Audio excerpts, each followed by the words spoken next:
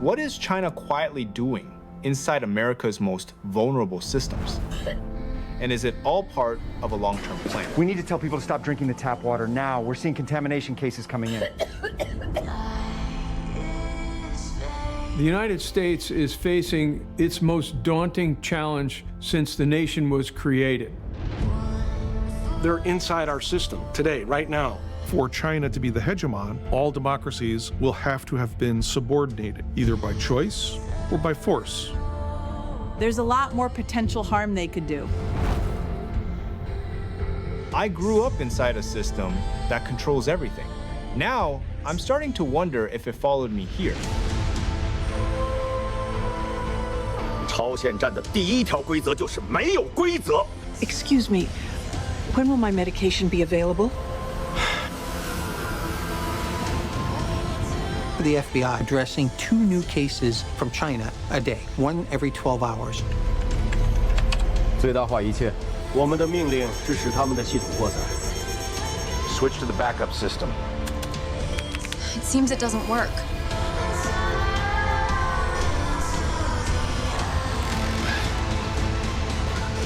The neighbors just said the whole country has gone dark.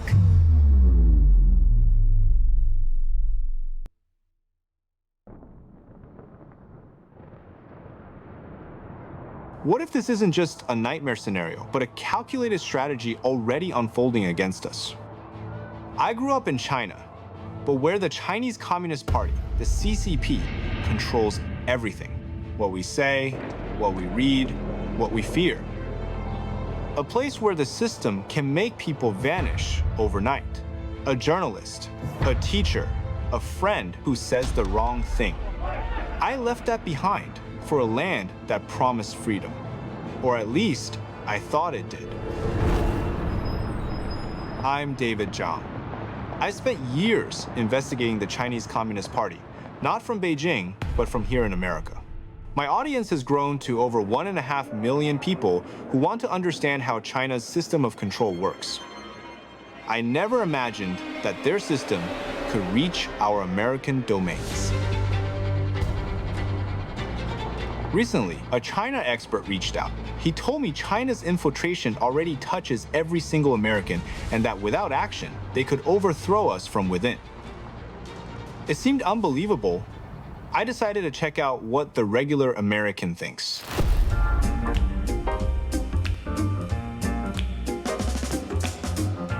Have you ever heard of anything about Chinese infiltration to the US? I have not. I don't feel like China has the power to be able to infiltrate that much. We're very open for people doing whatever they want to do. I don't personally feel concerned because I live in the state of Idaho. It was strange. None of them really seemed alarmed, but I couldn't shake what the expert had told me. I had to find out what's really going on. So, I want to go straight to the source, the expert who had reached out to me, Professor Tianliang Zhang. He's one of the world's foremost experts on the Chinese Communist Party, with over 2 decades of research, best-selling books, and over 700,000 subscribers on YouTube. During our meeting, he pointed to a critical figure, Wang Huning, a member of the CCP's Politburo Standing Committee, the group of just 7 men who hold the highest power in China.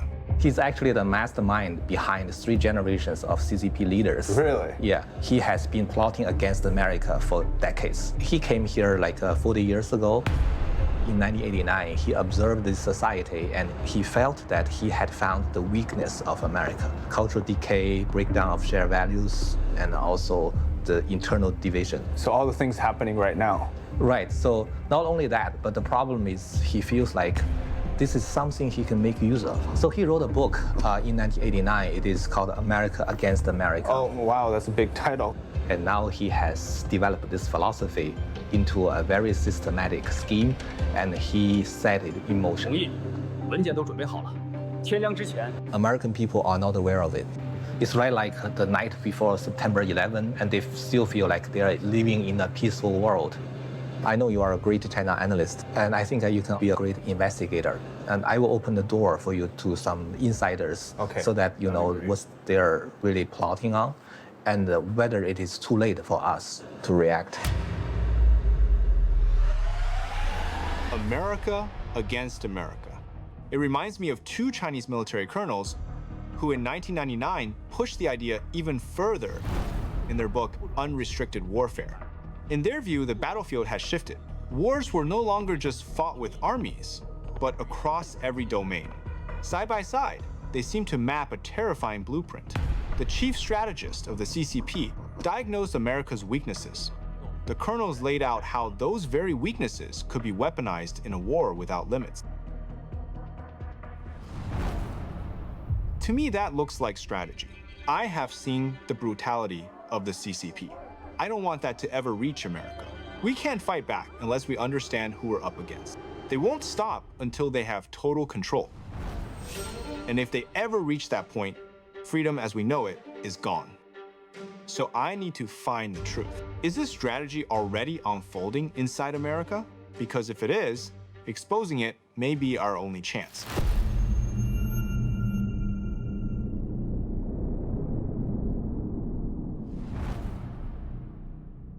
It didn't take long to find a very disturbing pattern. Recently, researchers uncovered hundreds of Chinese academic papers that were detailing how to probe and exploit weak points of America's real power grid. Also, it seems that many of our Chinese-made devices arrive with hidden backdoors. Cybersecurity experts in the United States are warning of Chinese-made solar panels containing hidden communication devices. Also embedded in them are hidden kill switches, which are capable of circumventing firewalls and remotely shutting down our power grids. This doesn't feel like a coincidence. So I reached out to Bill Gertz, a veteran national security reporter who has been tracking the CCP's hidden hand for decades. The Chinese Communist Party is waging a new Cold War, and the U.S. is only beginning to wake up to it. What the Chinese cyber forces have done is infiltrate our critical infrastructure, such as our electric grids, our water supply, our financial networks, our transportation networks. And what that means is that if there were a crisis or a conflict, that China would be able to attack our critical infrastructure and shut down our entire system.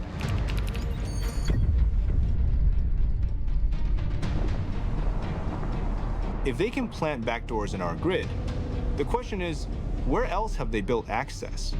I need to see how deep this pattern really runs.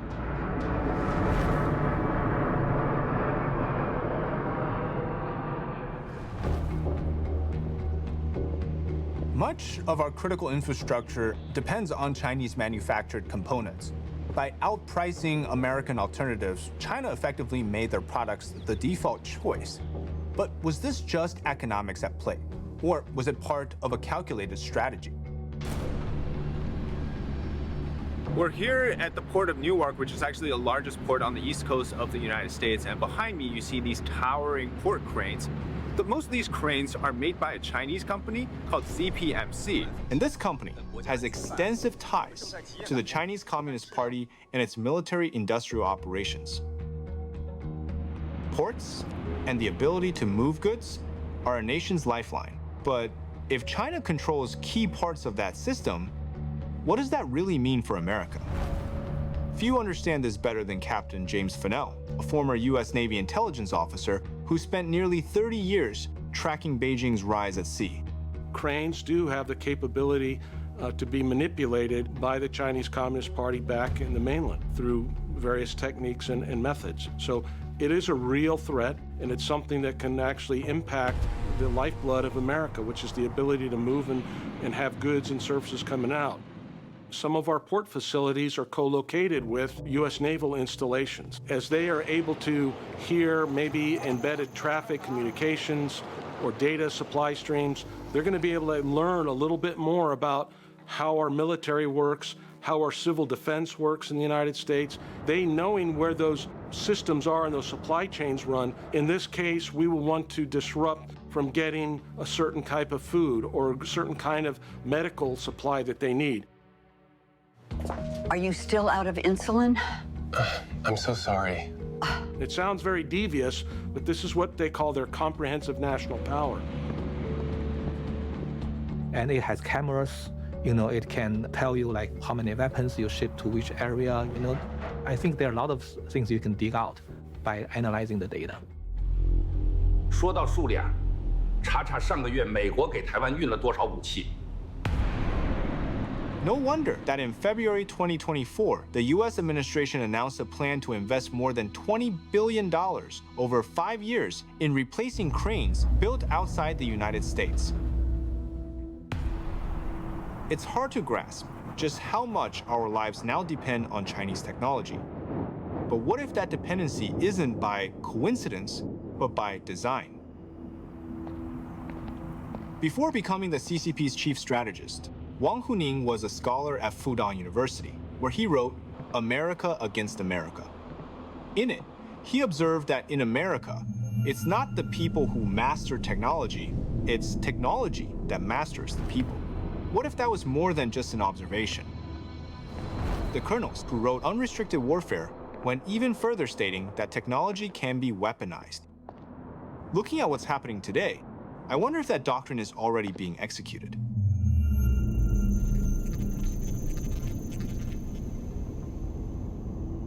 What began as ideology has become infrastructure. They're not only watching our power grids and ports, the networks that keep America running are the same ones that connect our personal devices. If China can see into those systems, what's truly at stake? So I've come to America's capital, Washington, D.C., to understand what is it that the CCP is setting their sights on in America's highest offices. I turned to Professor Nicholas F. de Miades, with over 3 decades in US intelligence at the CIA and DIA. I say this to the FBI. You're addressing 2 new cases from China a day, 1 every 12 hours. Many of them take months to resolve. We document China's cyber attacks in critical infrastructure. We document China's putting backdoors in apps so that they can get access into phones and into computers, documented like crazy. I mean, all this stuff is done. Some of my cases are made up of things like this. Next step, what happens from there? It's a losing strategy. For the last 20-something years, we've been fighting a war on terrorism. China has seen this and actually said that this was an era of strategic opportunity. We have ignored China from a counterintelligence perspective, from an economic security perspective, from a political security, right, influence perspective. We've basically ignored China. We're just now waking up. And the question is, on everyone's mind, is it too late? New details on a massive hack first discovered months ago targeting American cell phones. It's being called one of the biggest hacks in U.S. history, potentially affecting more than 1 million Americans. You see, US intelligence confirmed that this Cell Typhoon, which is a Chinese state-sponsored hacking group with close ties to the Ministry of Security, had breached multiple US telecom networks like AT&T and Verizon. What they had done was target high-profile individuals, gathering information on things like call logs, text messages, as well as audio data. They target elites across the political spectrum. The question is why? Is it to see their views on US policy or even their perspectives on the world order? Trump, Vance, and even Kamala Harris, their phones were tapped. But even metadata collection reveals some important information. Who you call, how long you talk, where you made the phone call. So all these things can reveal your social connections. And by observing how long a call lasts, they know who is more important to you. And they can approach this person, right? Madam Secretary, I apologize for the intrusion, but this cannot wait. We tend to think of hacking as something done from the outside, someone breaking in. But what if, in many cases, the door is actually already open? Beijing could use the app to spy on Americans. TikTok has 170 million American users. It feels like China's access to that much information has to be about leverage. And that raises a bigger question. What do they plan to do with it? Anna Masolia is an investigative reporter who has spent years investigating dark money and foreign influence in America. In particular, in recent years, American industries and companies and individuals have become increasingly reliant on Chinese technology without fully understanding all of the risks that could be involved. it could be used to identify individuals who are more vulnerable to that propaganda. We don't know how that data is being used. But the stakes are even higher if it is a government official or politician who might have access to sensitive information or could be targeted in a very specific way. At the individual level, data harvesting can result in identity theft, opening accounts, committing fraud, or impersonating you. But it doesn't stop there. In 2022, investigative reporter Emily Baker White revealed that TikTok's parent company had tracked her movements through the app while she was covering the company. So they were pulling my IP address for my TikTok account in order to try to figure out a vague approximation of my location. 它的消息来源是谁？ And both my device and the source's device pinged from the same IP address. They would know who was talking to me. They seem to have many ways of listening. Japan's prime minister covered that a Chinese state-backed group hijacked more than 16,000 TP-Link routers. These same routers also sit inside our American homes, our offices, our businesses.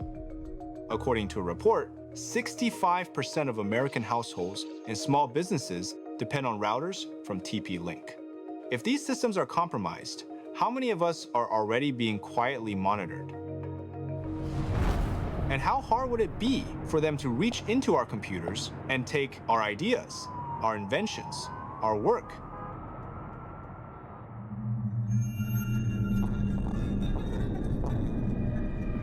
Just a few years after writing America Against America, Wang Huning caught the eye of then top leader Jiang Zemin and was pulled into Beijing's inner sanctum.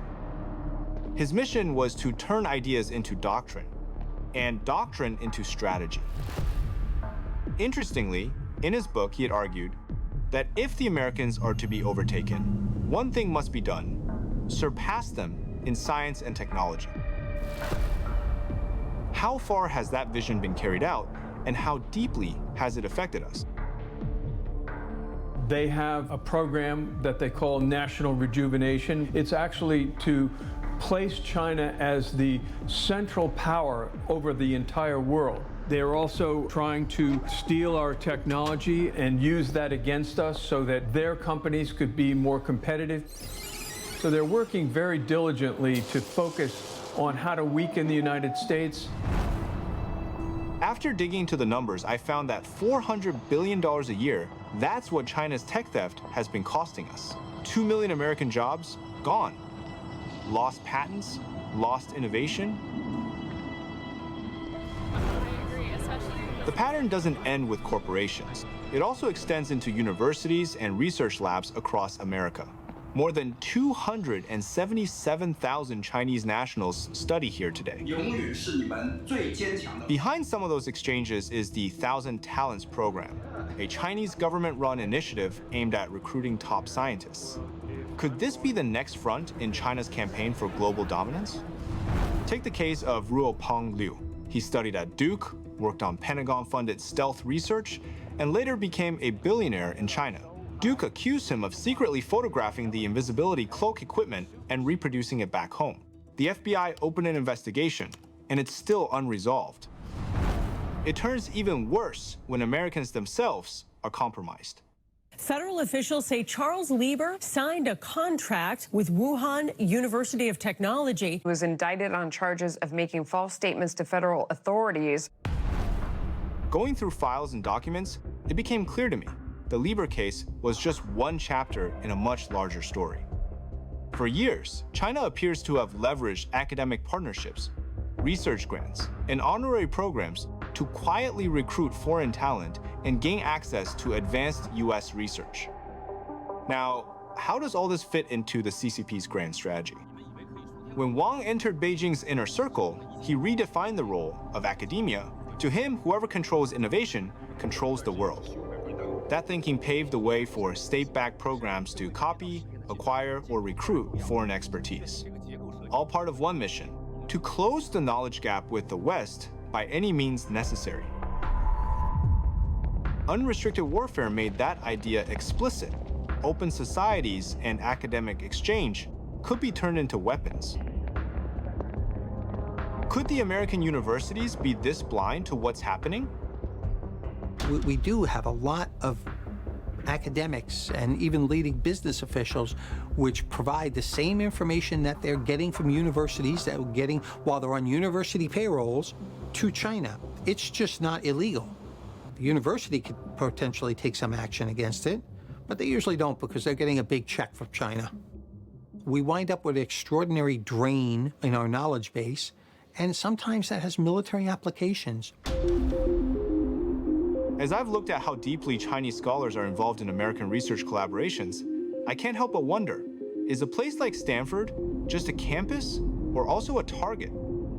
Beijing's China Scholarship Council funds thousands of students abroad, some reportedly bound by contracts to report their progress back home. The focus areas: AI, biotech, quantum science, technologies that will shape the next century. All right, we're here at Stanford University, and this is where a person posted by the name of Charles Chen approached many experts, females studying China. He was offering them free trips to China, asking them about details, which, by the way, they've never disclosed publicly before.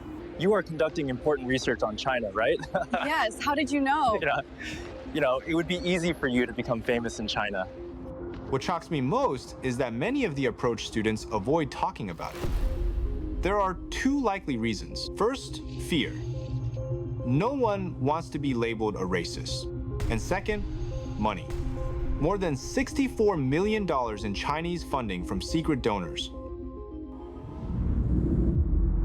How can all of this be allowed to play out?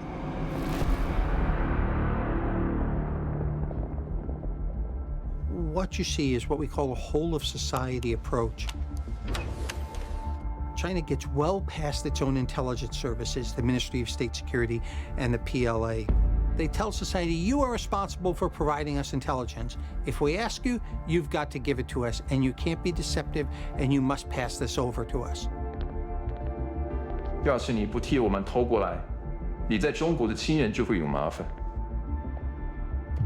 So, like it or not, wherever you are in China or worldwide, if you have a company, if you're in a state-owned enterprise, the Chinese government can call on you to give them information, and they do. They wind up turning their whole society into a collection mechanism.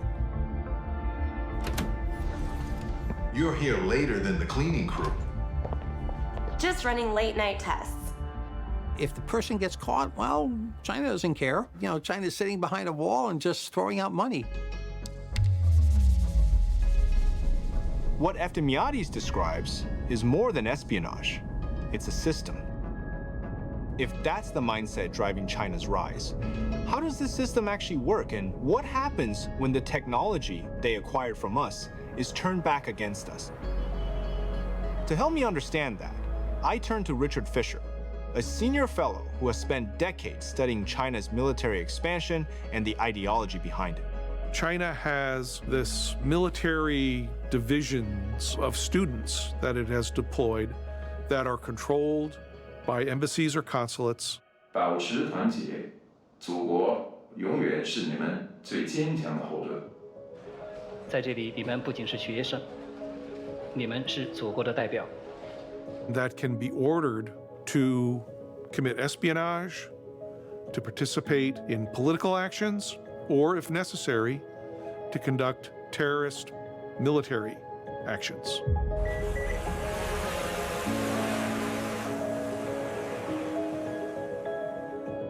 Reports expose Chinese-linked shell companies buying a trailer park right next to a major U.S. nuclear bomber base. The connections were hidden until investigators uncovered CCP was behind.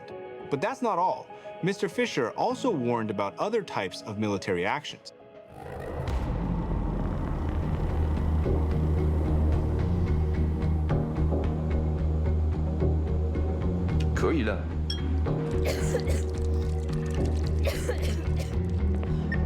We need to tell people, stop drinking the tap water immediately. You say thousands of people have become sick, but everything here says our water is fine.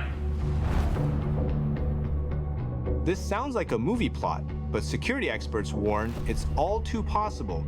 China is actively developing marine-based biotoxins and testing how AI can make them even harder to detect and easier to deploy. What's worse, even young and seemingly innocent students are used to carry out these types of plans.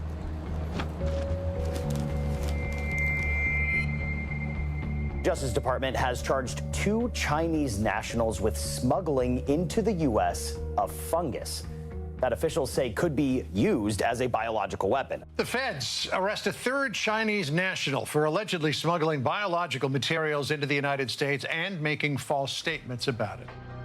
DOJ reports now confirm it. The Chinese students pleaded guilty to smuggling a crop-killing fungus that could have devastated American agriculture if it hadn't been caught. I find it hard to wrap my head around. Students acting as extensions of a foreign government. Not every student is complicit, of course, that's clear. But how much influence does the party truly have? And how does the CCP execute these tasks from within the United States? Infiltration isn't improvised, it's orchestrated. So what's the playbook here? To get an insider's perspective on how this system truly operates and how it affects us, I sat down with Jennifer Zhang, a veteran journalist who once worked within one of China's top government think tanks. United Front was regarded as one of the 3 magic weapons that helped the CCP to gain their power. It just means to work with anybody, even somebody within your enemy. So they use this kind of tactics actually to infiltrate. Tell me, why did you ask for this meeting? Our values could not be more different. Well, interests can align. In the end, we do share some common goals of power, don't we? There are always people, politicians, who can be bought over with money. They are corrupting the society from within. The theory is you join with other organizations and sway them and pull them into supporting the objectives of the Chinese Communist Party. Whether it's on college campuses, whether it's in corporate boardrooms, whether it's in professional associations, whether it's in think tanks in Washington, D.C., or whether it's even in some of our government institutions. So you effectively have nonprofit organizations willing to work for China at the direction of the United Front Work Department. Last my count was 770-something of those associations in the United States. And finally, a sincere thank you to our generous sponsor, Mr. Liu, and the Harmony Asia Foundation. A Washington think tank analyzed more than 160 CCP budget reports and found that in 2019 alone, Beijing spent at least $1.4 billion on United Front operations. According to Anna Masolia, these groups can look like ordinary community organizations, for example. Money could be funneled through different levels of nonprofits. It could appear to be a community page. It could appear to be the environment or some other cause. The very sophisticated operation where people who are running the very public-facing nonprofit at the end may not even be aware of the full extent that their operation is funded or shaped or influenced by CCP-linked actors and entities. Listening to this, a question of scale emerges. If influence can move this quietly through civil society, where does it ultimately lead? When Wang Huning studied America, he wrote that the powerful groups that dominate politics are above the common people. Inside Beijing's top policy circles, he helped shape Jiang Zemin's 3 represents, shifting the party toward courting China's own elites. It also modernized the United Front work, turning it from a Mao-era tactic into a global influence platform aimed at elites abroad. How does the CCP seek to influence smart, educated, and seemingly independent people in politics, media, and business? I feel genuinely worried, realizing that so many of these unrestricted warfare tactics have been unfolding right before our eyes for too long. How do we not see it? There must have been people, probably many, who allowed it. This was beyond what I could piece together alone. I needed the professor's help. I think that we need to talk to people with inside information. One is Professor Yuan Hongbin. He used to work in Peking University, a very famous law professor. The other person is called Mr. Cai Shenkun, who was a very famous commentator. One is in Taiwan now, and one is in California.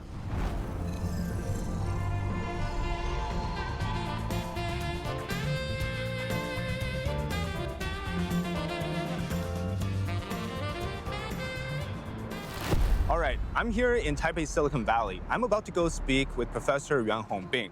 Before he was exiled from China, he was one of China's top legal scholars. And unfortunately, when he sided with students at Tiananmen Square in 1989, he left China. And before he didn't leave empty-handed. He actually maintained extensive connections there.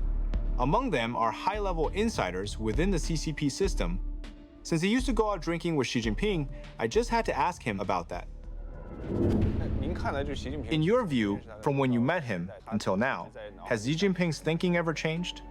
When I first met Xi Jinping back in the late 1980s, he was a local official in Xiamen. Every time he came to Beijing, he would find me, always bringing 2 bottles of Maotai. When he wasn't drinking, he seemed cautious, restrained, almost shy. But after a few glasses, his true nature came out, ambitious, assertive, even domineering. Deep down, his conviction mirrored what's written in the Communist Manifesto, the belief that the Communist Party must one day claim ownership over the entire world. While listening, something strikes me. Xi Jinping speaks of a shared future of humanity. It sounds idealistic, but I wonder how differently such a vision might look once it is put into practice. Could you summarize the CCP's overall strategy towards America?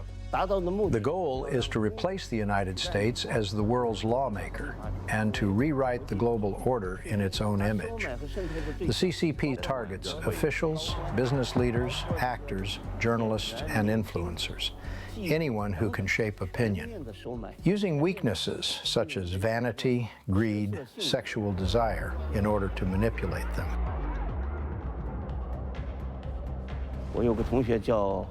One of my former classmates, Meng Hongwei, served as Minister of Public Security in China.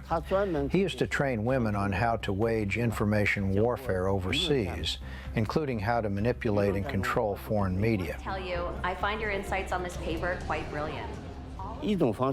One method they use is bribery, using money and sex to buy off media professionals. The targets are reporters, editors, and the entire media staff. They say you can tell a lot about a man by how he handles the quiet. Its penetration of the American media is naturally a top priority. Join us for the top stories and more. The top stories and more. Could you give us some examples on how the CCP uses media to control America? Before the CCP's 20th Congress in 2022, Xi Jinping convened a meeting of the party's Political and Legal Affairs Commission. The theme of this meeting was to discuss a new phase of the CCP's campaign against Falun Gong abroad. They concluded that direct propaganda against Falun Gong wasn't working. So Xi approved a new strategy, a comprehensive infiltration of American mainstream media. Why does the CCP single out and target Falun Gong in particular?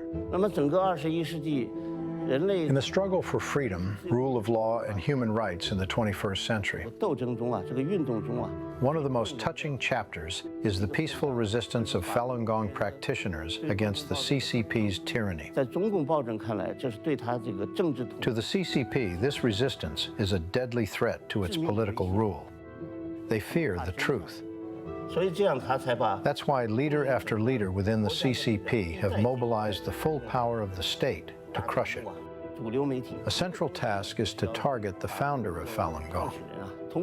Then, using mainstream media as their proxy voices, to attack Falun Gong under the guise of Western journalism. By 2024, their groundwork was largely complete, paving the way for legal and media warfare in America.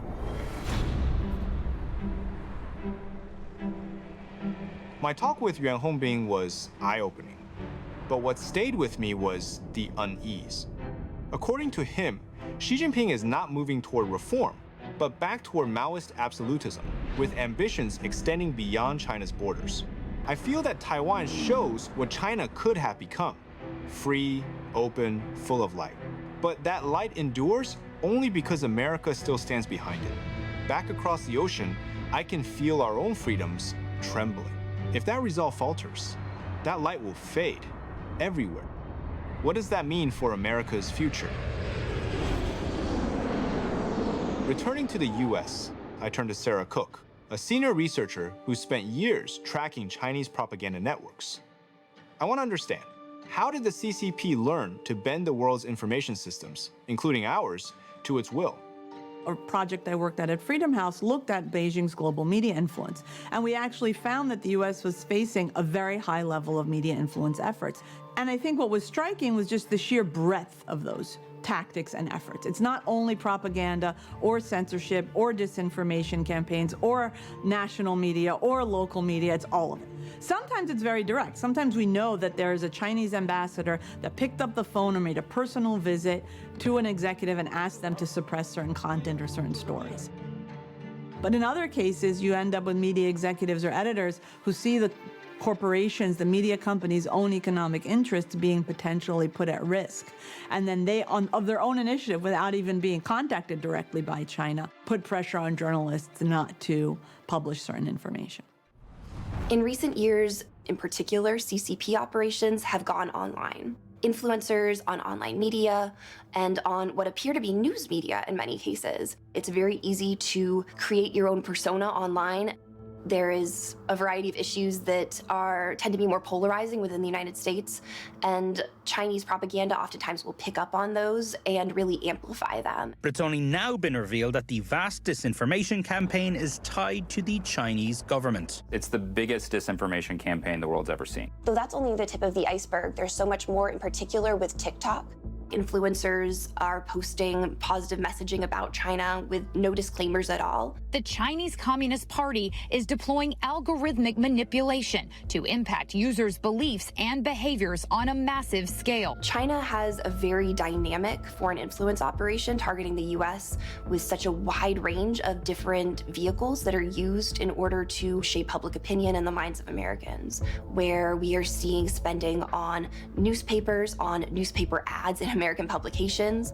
The New York Times made more than $100,000 a month from this garbage. Those payments were not disclosed at the time. They were hidden from New York Times readers. Oftentimes, it's not that you're seeing content that's either incorrect or framed in a certain way. It's oftentimes whether or not they even cover a certain topic. And I think that that's a really important thing as well. A clear example of this kind of subtle censorship is the story of former New York Times journalist Didi Kirsten Tatlow. Now, according to her testimony, she was censored by her own employer after stumbling upon a sensitive and politically charged topic. It began when she was in China investigating the medical system. But what began as routine reporting quickly raised suspicions of forced organ harvesting. When she attempted to broaden her investigation, she was told that it was French. A state-sponsored defamation campaign was launched against her. She received warnings from China's foreign ministry, and even more troubling, her own newspaper heavily edited her article. She suspected that these stories had cost her any future promotions, so Didi left the New York Times in 2017. Okay, I need to piece this all together. When I step back and look at everything together, a structure starts to emerge. First, control the narrative, silence critics, then marching through the institutions, and finally, turn that access into leverage, weaken the system it's targeting, not through one attack, but through pressure, layer by layer. Back to Wang Huning, who argued that America's greatest vulnerability lies in free speech, openness, and mass media. His rise placed him at the core of the party's ideological machine. In 2022, he shared the National Conference of Propaganda Ministers, calling for stronger foreign propaganda and positive publicity.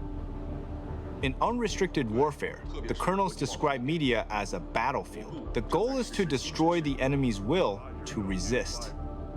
For me, their aim becomes clear. If they can control what Americans think about the CCP, they can also weaken our defenses. And that's why groups like Falun Gong, which expose the Chinese regime's worst abuses, pose such a direct threat to their carefully crafted image. Maybe that's why discrediting Falun Gong has been such a priority for Beijing, especially as their platforms, like the dance company Shenyun, reach audiences worldwide. Still, I find it perplexing. How could a government feel so threatened by a dance performance? So in China's eyes, in the leadership's eyes, that's a threat.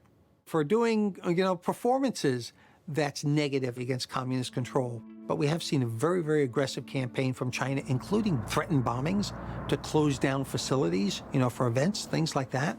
A threat today against the company forced an evacuation of the building. Attacks on tour buses like slashing bus tires and other forms of harassment by CCP actors on American soil. So they want to take Shenyun down because Shenyun presented something that challenged the legitimacy of CCP. Is this what Yuan Hongming warned about when he talked about the CCP embedding itself inside US media and using the US legal system against their enemies? The New York Times has for nearly 6 months been preparing a hit piece against Shenyun Performing Arts. I got a tip on my X account, and he told me, check out the father of the reporter who wrote these articles, because he is the overseas honorable director of a very important CCP United Front work organization. And I found tons of information about his deep relationship with the CCP. So I started digging into some of the New York Times articles, and after reading them, something stood out to me. Many of the interview subjects discrediting Falun Gong seems to have direct ties to the Chinese Communist Party. So take this case of a former dancer with Shen Yun.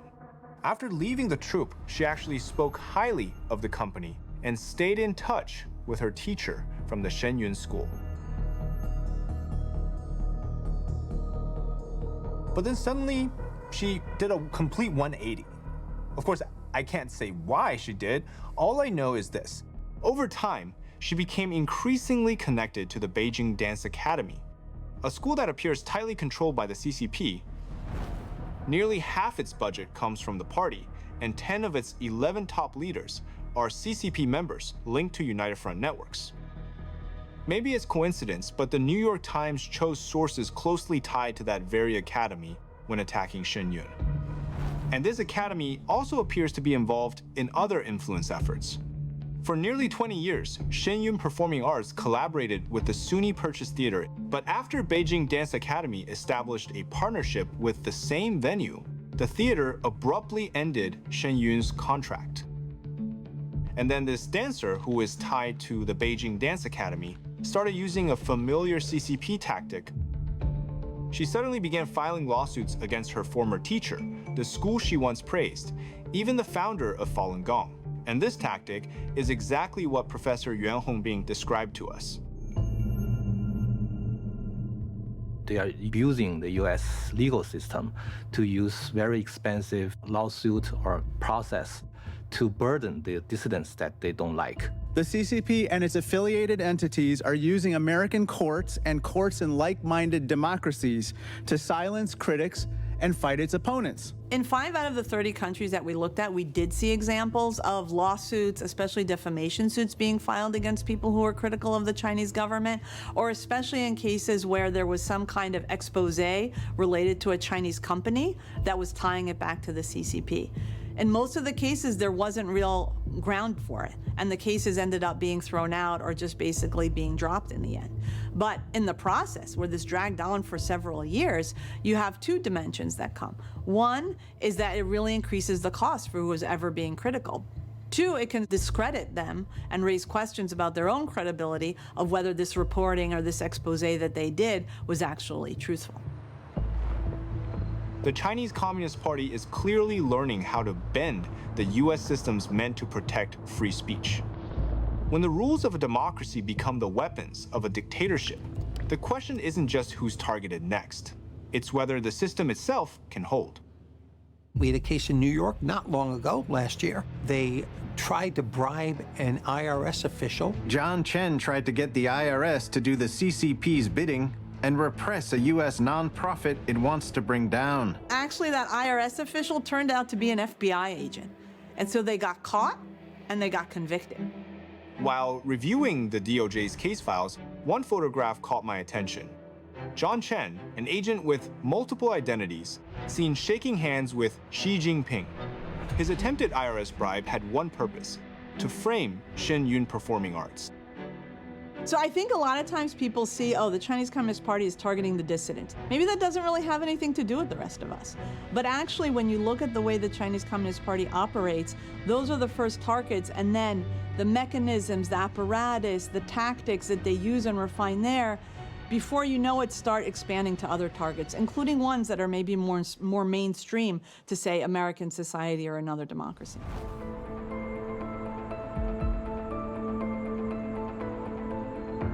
We followed the pattern. Dissidents crushed, media narratives twisted, institutions turned inwards. This feels like the ultimate realization of America against America. When Americans themselves are turned against truth-tellers, that doctrine feels frighteningly alive. The colonels in Unrestricted Warfare actually laid out how psychological operations work. Their aim is not just to deceive the enemy, but to fracture it from within. This brings us to our next topic.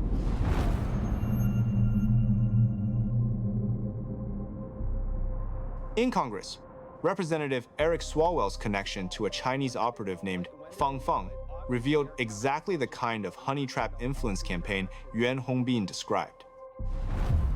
And years before that, Senator Dianne Feinstein unknowingly employed a Chinese intelligence asset as her driver.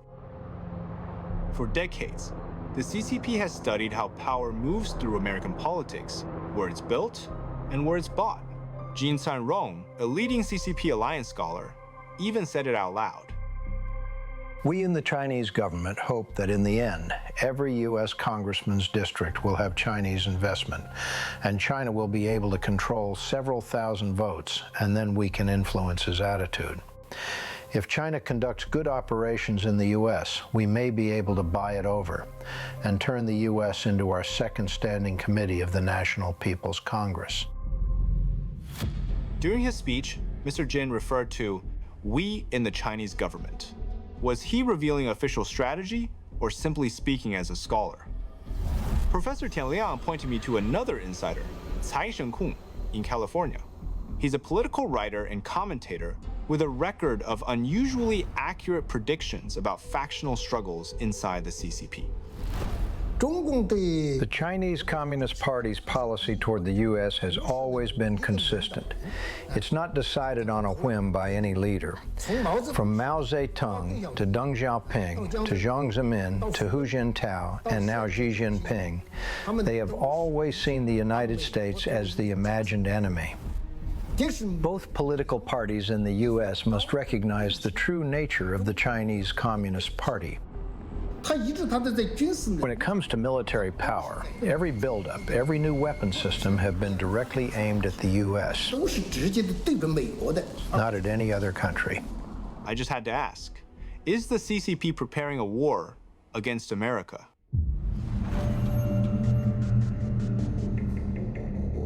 The CCP isn't yet ready to launch a so-called hot war. But that doesn't mean there aren't proxy wars already happening. For example, Hamas' surprise attack on Israel. Behind it, you can hear echoes of the CCP. That's beyond doubt. The same with the war in Ukraine. Without China's support, it likely couldn't have lasted this long.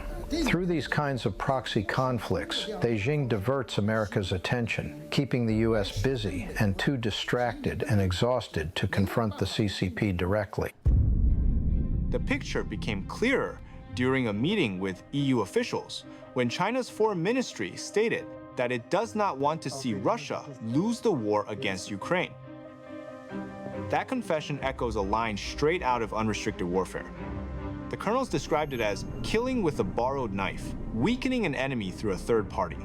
The Chinese Communist Party has basically already lined up with the enemies of Israel and is actually funding and supporting Iran, the main source of support for 3 proxy terrorist organizations that are at war with Israel.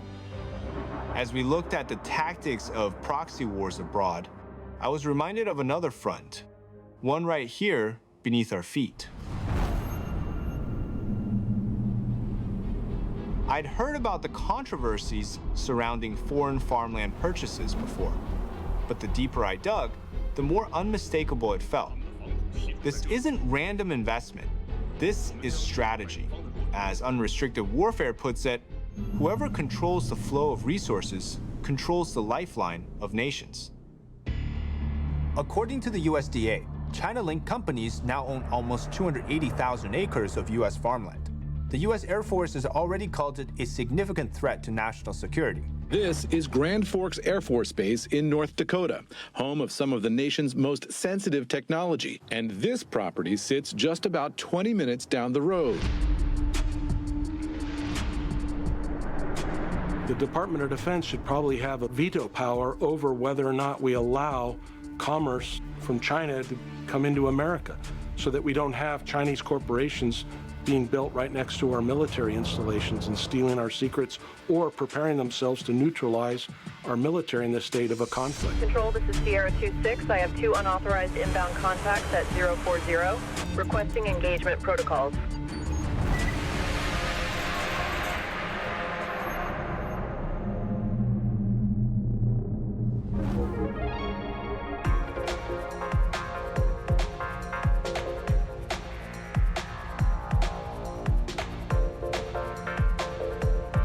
Unrestricted warfare sometimes looks like business as usual.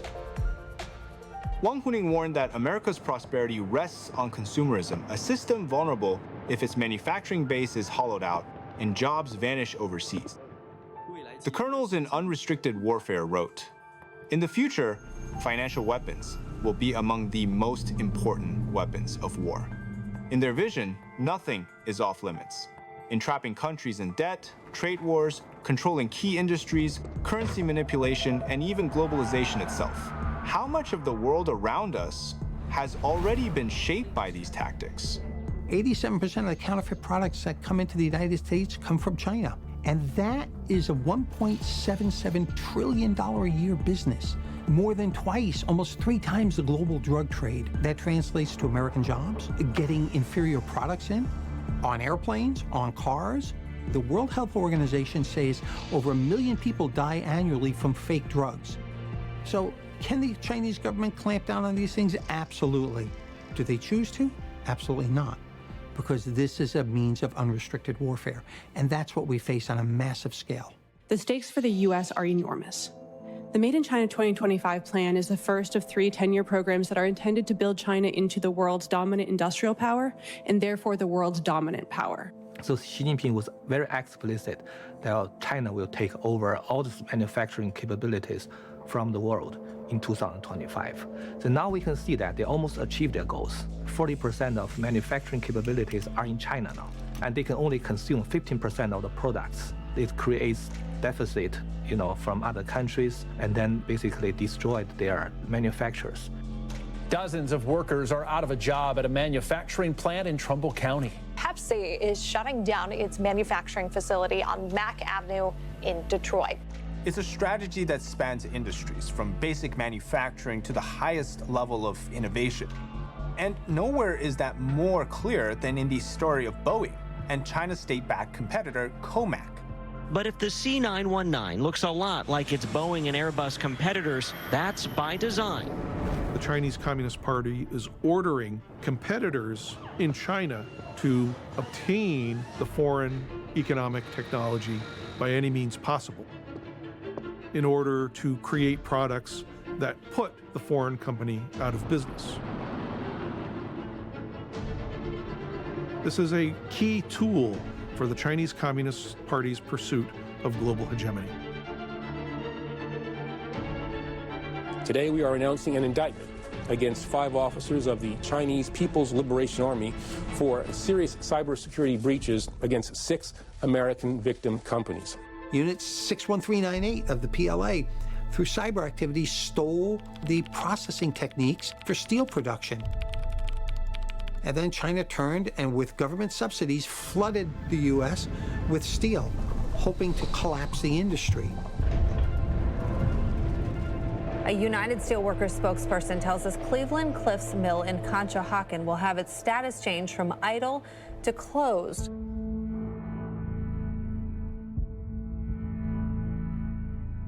Jobs lost, industries hollowed out. That's just one of the many tactics used by the CCP to weaken America. We can now see the strategy stretching from Beijing's inner circle to state-backed corporations, all pushing America into dependence on the CCP. Over just 10 years, US reliance on Chinese electronics surged 600%. And today, nearly 40% of the chips inside American weapons come from China. And the more we argue about who's responsible for our economic problems, the easier it becomes for the CCP to operate in the shadows. Because of decades of CCP-driven policies, America's middle class has collapsed from 61% in 1971 to just 40% today. Economists estimate 4 to 5 million US jobs were lost in the process. When the middle class collapses, families fall into poverty, and a nation's stability starts to crack. Even worse, the CCP haven't just been taking our jobs, they've been taking American lives. Fentanyl poisoning is now the leading cause of death in the United States for people under the age of 45. Congressman Richie Torres saying up to 97% of the chemicals needed for fentanyl are coming directly from China.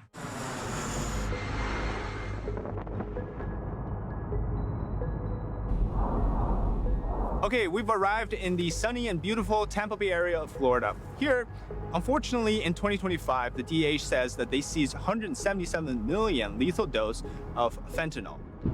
Every link in the chain, from the chemical plants in China to the border seizures in Mexico, seems to point to a system that has been operating with precision, not coincidence.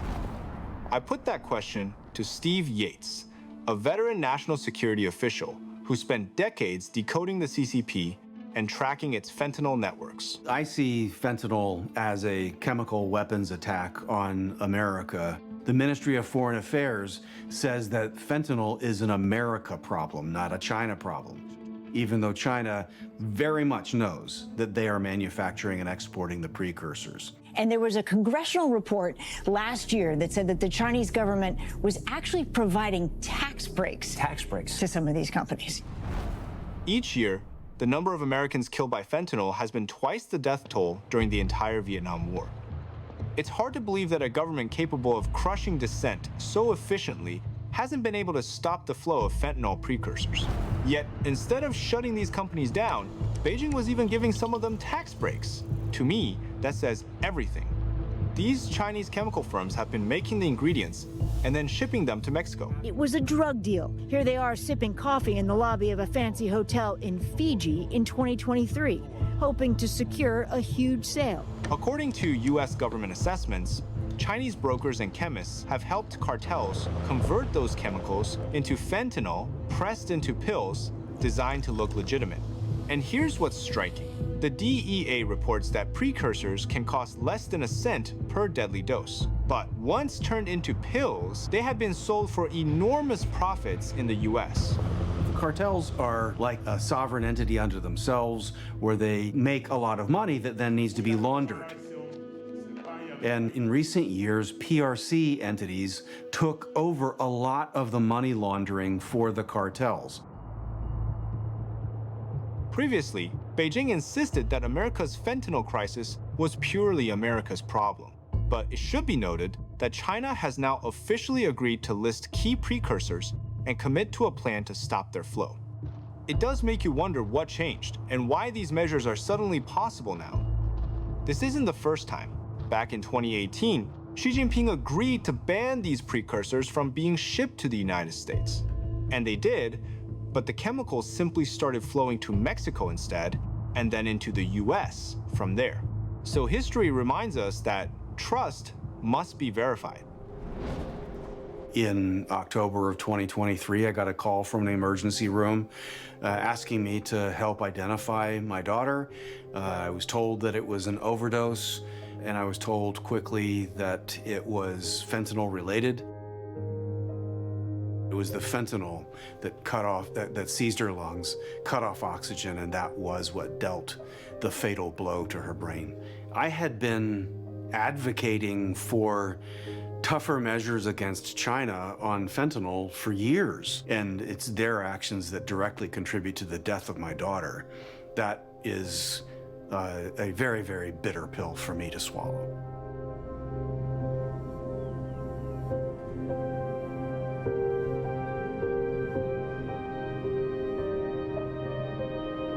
Reading all the facts and hearing all the stories, bringing the pieces together has been harder than I imagined. To realize that Wang Huning once wrote about how drugs could weaken America, and to see that the CCP's military thinkers later classified drug warfare as a legitimate tactic is deeply disturbing. And it makes me heavy-hearted that we have not done more to stop their advance. Perhaps one reason we haven't fully woken up is that we simply cannot believe such evil exists. So calculated, so utterly devoid of empathy carried out by those willing to do anything for power. They look at themselves as being below the United States, and it's intolerable. Including hypersonic missiles that could threaten U.S. ships. Why does China do what it does? They say it themselves. By 2049, they wish to be the preeminent power on the planet.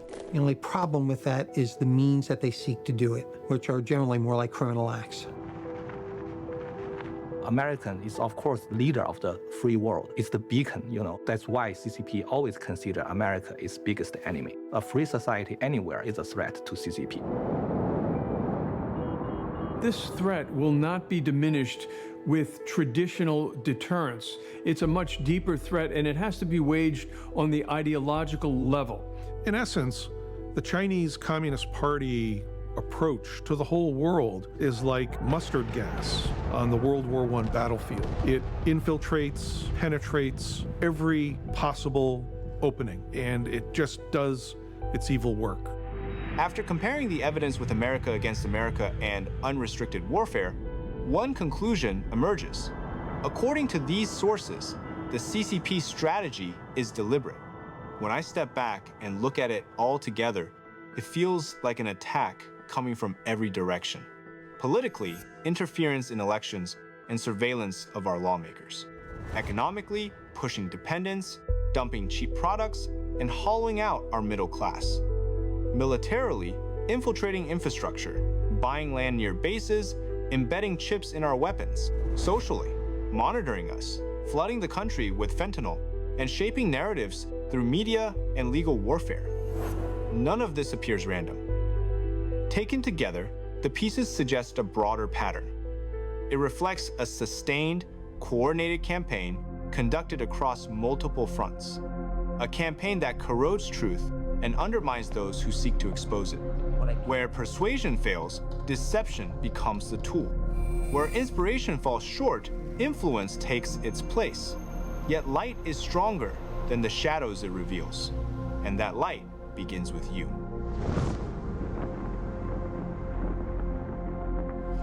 If I was going to give a message to the American public, it would be that this is not going away, and defense doesn't work. There's no incentive in place for China to stop any of this behavior. A strategy can't be just the FBI or the Defense Department, it's got to be everybody. Without our own whole of society approach, and that means state governments, local governments, critical infrastructure, without those people understanding and responding to this, you know, we're going to have a different type of country in the next 10 or 15 years, a type of country you probably won't want to raise your kids in. Vetting organizations and companies that you rely on for investments is very important. If you are looking at a video on TikTok or YouTube, making sure that you understand that even if there is not a disclaimer, there could be an agenda behind it. I think that by any measure, that if someone is recognized as an adversary, their status as living in this country and sharing the benefits of freedom and democracy in this country, at the same time being connected to a hostile foreign power, in this case the Chinese Communist Party, that you could make an argument that they should be removed from the country. So the real question is, what are we going to do about it? Because this isn't someone else's problem anymore. This is here. This is now. And whether you're a parent, a policymaker, a teacher, or a CEO, what happens next depends on you. Every one of us have the power to act. For example, we can delete Chinese apps, replace Chinese-made tech, routers, phones, computers, EVs. Pay attention to politicians or media figures who praise the CCP. Report suspicious foreign influence to the FBI. Protect our supply chains. Defend American intellectual property. Block CCP-linked lawfare and intimidation. Teach the reality of communism early, clearly, and honestly. And rebuild our own industrial strength. This is how a free society defends itself. Well, first and foremost, the average American can pay attention to their elected leaders. Are they aware of the overall threat posed by the Chinese Communist Party?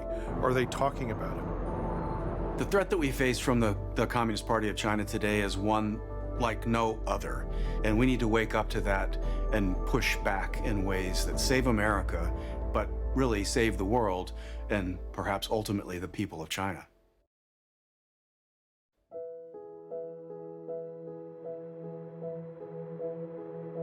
The threat we face is like no other.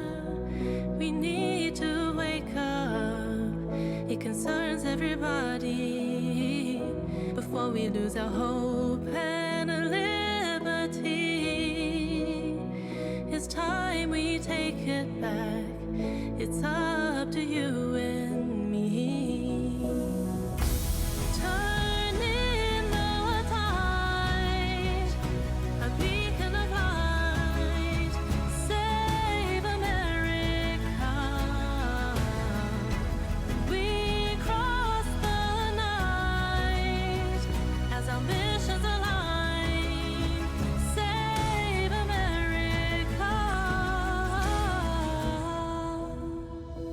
When you feel the truth, you'll fight with lies. They wrap the world in friendly ties, but every gift demands a price. What we do next decides if our freedom survives. Is our nation asleep with an enemy inside? Turn in the tide, a beacon of light, save America. We cross the night as our missions align. Save America.